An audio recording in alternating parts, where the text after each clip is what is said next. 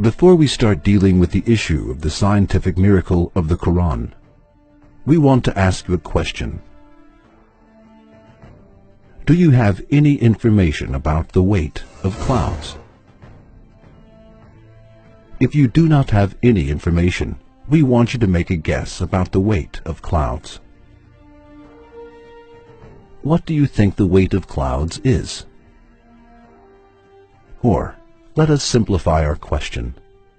Do you think clouds are heavy or light? You will probably answer this question as light.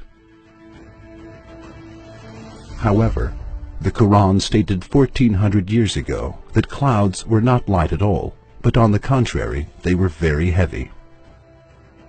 Now, let us have a look at the meanings of some verses regarding this issue. It is He who sendeth the winds like heralds of glad tidings going before His mercy. When they have carried the heavy laden clouds, we drive them to a land that is dead. Make rain to descend thereon, and produce every kind of harvest therewith. It is He who doth show you the lightning by way both of fear and of hope. It is He who doth raise up the clouds, heavy with fertilizing rain. As you see, the Quran stated 1400 years ago that clouds were not light at all, and described them as heavy clouds. What do scientists say regarding this issue? Are clouds really as heavy as the Quran states? According to the research made in recent years, quite astonishing figures about the weight of clouds have been found.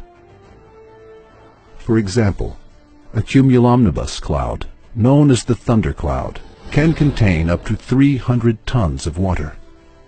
Yes, you did not misread it. We are mentioning clouds as heavy as 300 tons. The fact that a mass of 300 tons is caused to stand in the sky without any support is something that astonishes the mind. It is more interesting that this information is mentioned in the Quran.